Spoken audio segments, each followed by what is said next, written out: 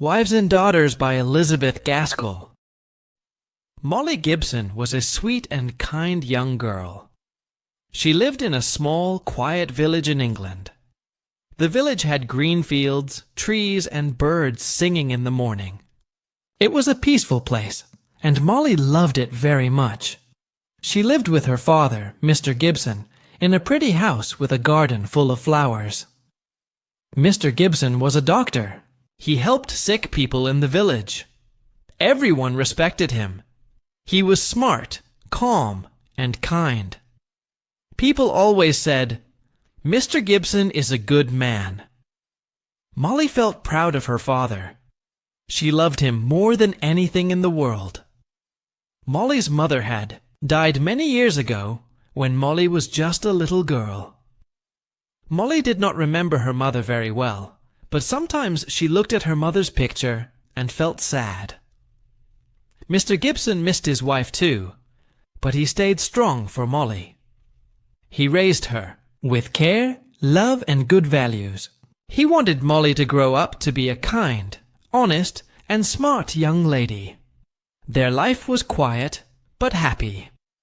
In the mornings, Mr. Gibson went to see his patients, and Molly stayed at home. She read books, helped the maid with small jobs, and worked in the garden. She also visited poor people and gave them food or flowers. Everyone in the village liked Molly. She was always smiling and ready to help. Molly was not rich. She did not wear fancy clothes or go to big parties. But she had something better: love and peace at home. She always waited for her father to return in the evening. When he came home, she ran to the door to hug him. They sat together and talked about the day. Sometimes Mr. Gibson told her funny stories from his work. Molly laughed and listened carefully. One day, Mr. Gibson looked at Molly and thought, "She is growing up so fast. She is not a little girl anymore." He felt happy, but also worried. Molly had no mother to guide her as she grew older. She needed a woman to teach her about life, dresses, manners, and society. Mr. Gibson thought, maybe I should find someone to help take care of Molly, maybe even marry again. But Molly did not know this. She was busy enjoying her simple life. She loved reading poems and drawing flowers.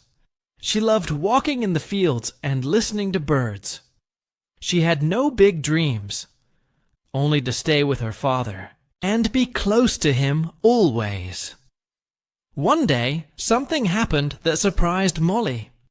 She was invited to a big house in the village to attend a special event. It was the home of a rich family named the Cumnors. They liked Molly and invited her to join the other girls for tea. Molly was happy and excited. She wore her best dress, tied her hair nicely, and smiled at her reflection in the mirror. "I hope Father is proud of me," she said. At the big house, everything was shiny and beautiful.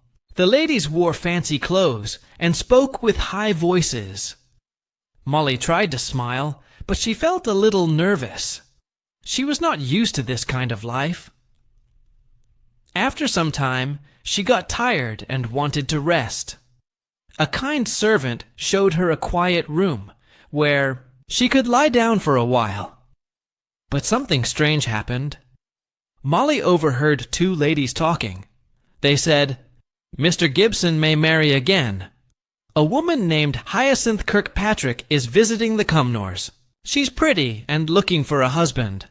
Maybe Mr. Gibson is interested in her." Molly sat up quickly. She felt surprised. "Father, marry again," she whispered to herself. Her heart beat fast. She had never thought about it before. "Will I have a new mother?" she wondered. "What will she be like?"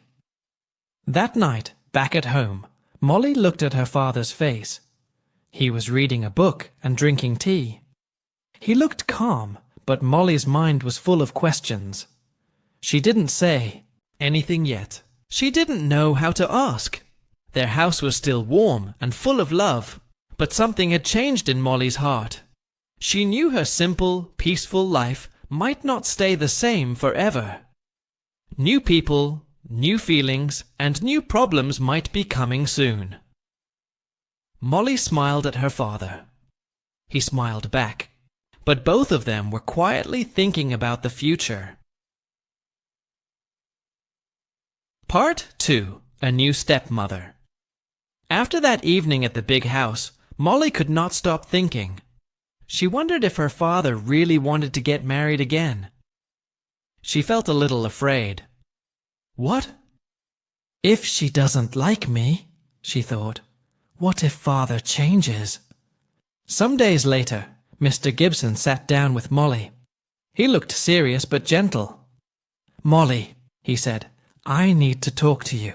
Yes, father, Molly replied, trying to smile. You are growing up. You're not a little girl anymore. You need a woman in the house, someone to guide you, someone to teach you things I cannot teach. Molly looked at him with wide eyes. I've decided to marry again, Mr. Gibson said slowly. Her name is Hyacinth Kirkpatrick. You saw her at the Cumnor's house. She will be your new stepmother. Molly stayed quiet. Her heart felt heavy. She wanted to be happy for her father, but she didn't know how to feel. A few weeks later, the wedding took place. It was small and simple. After the wedding, Hyacinth came to live in the house. She was tall, beautiful, and always dressed in pretty clothes. Her hair was shiny, and she wore perfume that filled the rooms. At first, Molly tried very hard to be kind. She said polite things. She helped her new stepmother with small jobs. But soon, Molly saw that Hyacinth was very different from her father. She liked expensive clothes, sweet tea, and talking about parties. She didn't like the quiet life of the village. She often looked bored and said, "This place is too dull. I miss the city." Hyacinth did not understand Molly's love for books, flowers, and simple walks. She didn't ask Molly about her day. She didn't hug her. She smiled, but it didn't feel warm. Molly felt like a guest in her own home. Mr. Gibson didn't see everything. He was busy with his work. He thought things were fine. They will become close with time, he told himself. But Molly knew that something had changed. The house didn't feel the same.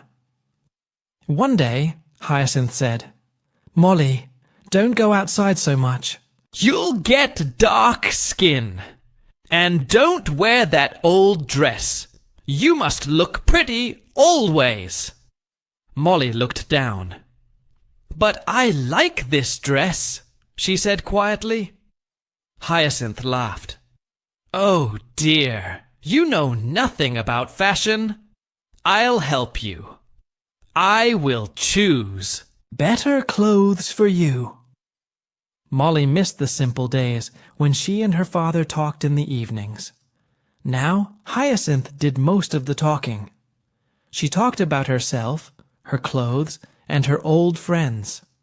She liked to tell stories about rich people she used to know. Molly just sat and listened. Then, one day, Hyacinth said something that surprised Molly. "My daughter from my first marriage is coming to live with us. Her name is Cynthia. She is about your age." Molly didn't know what to say. "Another girl in the house?" she thought.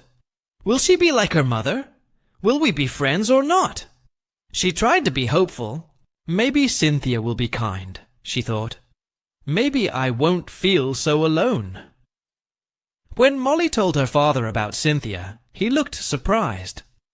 "Oh, I didn't know she was coming so soon," he said. Mr. Gibson didn't seem very excited about Cynthia. He had met her only once or twice before, but now she was coming to stay in their home. Things were changing fast, and Molly had many questions in her heart. The next few days were quiet. Molly walked in the garden and thought about her life. She remembered the times when it was just her and her father. Everything was simple then. Now there was a stepmother who didn't really understand her. And soon, a new stepsister. I must be strong, Molly whispered to herself. I must try to be kind, even when things are not easy. She looked at the sky. It was cloudy, but some light was shining through. Just like her heart, worried but still full of hope. She stood by the window and watched the road. Cynthia is coming soon, she said softly. And maybe, just maybe, something good will come with her. Part 3. A New Sister. A New Friendship. One sunny afternoon, Molly stood at the garden gate. She was waiting for Cynthia. The carriage was coming. Soon she would meet her new stepsister. Molly felt nervous. Will she be nice? She thought. Will we be friends? At last the carriage stopped. A young girl stepped out. She had beautiful hair, a pretty smile, and bright eyes. She wore a lovely dress and walked with style. Molly was surprised.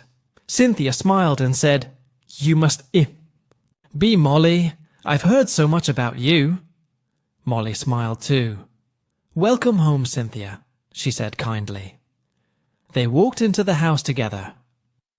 That evening, they talked and laughed like old friends. Cynthia was smart and fun. She knew many stories and could speak French. She had lived in other places before, and she talked about them with great excitement. Molly listened with wide eyes. Cynthia made her laugh. She told jokes and funny stories. She is so different from me, Molly thought. But I like her. Soon they shared everything. They talked in bed at night and walked together during the day. They became close like sisters. Molly was happy. But after some time, Molly started to notice something. Cynthia was not always honest. She said nice things, but sometimes she did not mean them. She could smile at someone, but laugh about them later. Many boys liked Cynthia. They followed her, gave her flowers, and said kind words. Cynthia enjoyed the attention. She smiled at all of them, but did not love any of them. Molly felt worried. Why do you do this? She asked one day. Cynthia laughed. It's just fun. I don't want to marry them. I just enjoy talking to them. But what if they get hurt? Molly asked softly. Cynthia looked away. I don't want to hurt anyone. I don't know. It's hard to explain. Molly didn't say more. She cared for Cynthia. She wanted to help her, but she didn't know how. One day, a young man came to the house. His name was Roger Hamley. He was kind, honest, and smart. He loved to read and learn. He worked as a scientist and studied nature. Roger was a friend of Molly's father. When Molly met him, she liked him right away. He talked gently and listened carefully. He respected Molly's thoughts and smiled at her kindly. Roger also met Cynthia. She smiled at him and made him laugh. Roger visited more often. He started to bring small gifts. He told Cynthia stories about animals and stars. He looked at her with soft eyes. Molly saw everything. Her heart began to feel heavy. Roger likes Cynthia, she thought, but he does not know her like I do. Cynthia did not love Roger, but she liked his attention. She liked to feel special. She did not say yes or no when Roger showed he cared. She just smiled. One day Cynthia told Molly, Roger is sweet. I think he loves me. Molly felt pain in her heart, but she smiled and said nothing. She did not want to hurt anyone. She walked in the garden alone that evening. Her heart felt confused. She liked Roger. She liked his kindness, his smile, his mind. but he did not see her. He only looked at Cynthia. I must be strong, she told herself. If he is happy with Cynthia, then I must be happy too. But in her heart, she knew things were not simple. Cynthia had secrets. There were things she did not tell anyone, not even Molly. Something from her past, something hidden. Molly felt afraid. If Roger finds out later, he will be hurt. What should I do? She wanted to protect both Cynthia and Roger, but she also wanted to protect her own heart. The days passed. Roger came often. Cynthia smiled more. Molly stayed quiet, watching everything. One night, Cynthia cried. She told Molly, "There is something I must tell you, but not yet." Molly held her hand and said, "I'm here. You can tell me when you're ready." In that moment, Molly knew being a sister was not always easy, but love meant standing by someone, even when things were hard. Part 4. Secrets and Sadness. Cynthia's words stayed in Molly's mind. "There is something I must tell you." But, "Not yet," Cynthia had said. Molly waited, but she did not ask again. She wanted Cynthia to speak when she was ready, but in her heart, Molly knew something serious was coming. One afternoon, when Cynthia was out, a letter arrived. The letter was from a man named Mr. Preston. He was the man who worked for the big house in town. He was older than Cynthia and not very kind. He had cold eyes and a strong voice. The letter said, "You must meet me, or I will show everyone your old letter." Molly felt confused. What old letter? She thought. Later that night, Cynthia told her everything. "Before we came to live here," Cynthia said softly, "I was young and foolish. Mr. Preston liked me. He gave me small gifts and said sweet words. I thought I loved him. I wrote him a love letter. Then I found out he was not a good man. I tried to end things, but he kept the letter. Now he wants to use it against me." Molly was shocked. "That's terrible. What does he want?" "He wants me to marry him," Cynthia said, "but I don't love him anymore. I never want to see him again." Molly felt sorry for her. "We'll find a way to stop him. You're not alone." But soon, the people in the village began to whisper. They said things about Cynthia. Some boys who once liked her now spoke badly. Others looked at her strangely when she walked by. Mr. Preston had started telling lies. Cynthia stayed inside. She cried often. Her stepmother, Mrs. Gibson, did not help. She only said, "This is why girls must be careful. Now everyone is talking." Molly was angry.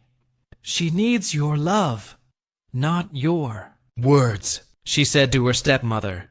But Mrs. Gibson just shook her head and walked away. Molly felt like she was the only one who wanted to help Cynthia.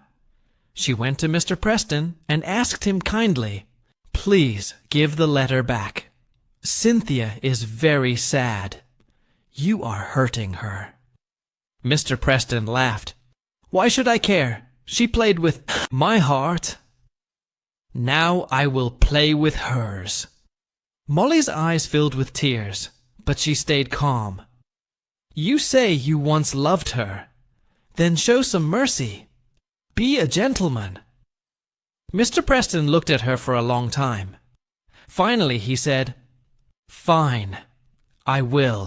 Give the letter back, but only because of you, Miss Molly."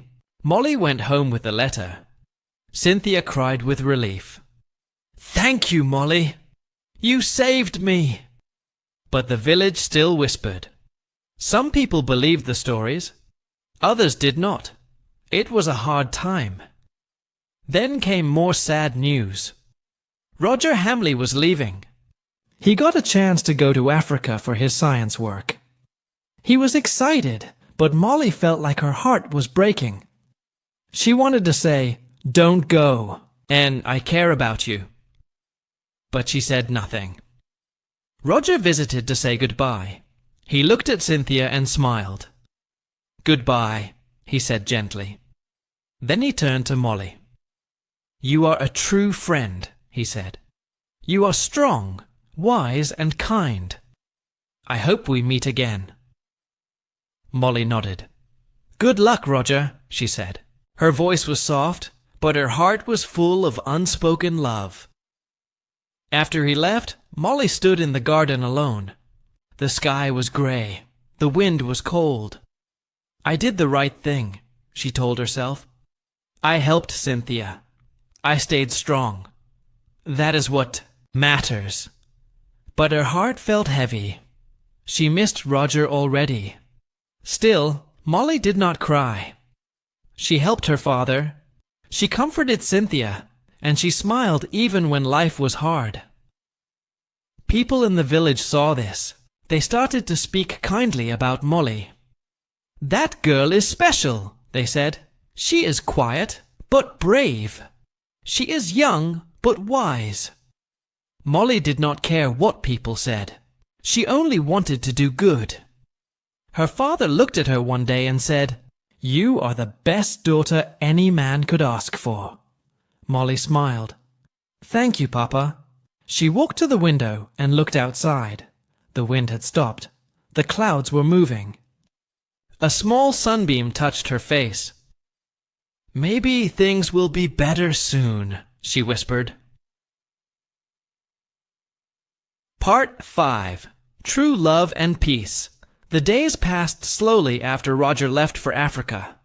Molly went back to her quiet life in the village. She helped her father in his work and spent time with Cynthia. Life was calmer now, but something was still missing in Molly's heart. She missed Roger more than she could say. Sometimes she would walk in the garden alone. She looked at the trees and the sky and thought about Roger. Is he safe? She wondered. Does he still think about us? Does he remember me? Months went by. Cynthia was now more quiet and careful. She thanked Molly often for helping her. "You are not just my sister," she said one day. "You are my best friend." Molly smiled, but deep inside she still felt a little sad. She thought about how Roger once liked Cynthia. Maybe he would never see Molly as more than just a friend. Then, one sunny morning, everything changed. A carriage came to the village. The people stood and watched as a tall man stepped out. He had a kind face and eyes full of wisdom. He looked stronger, older, and more sure of himself.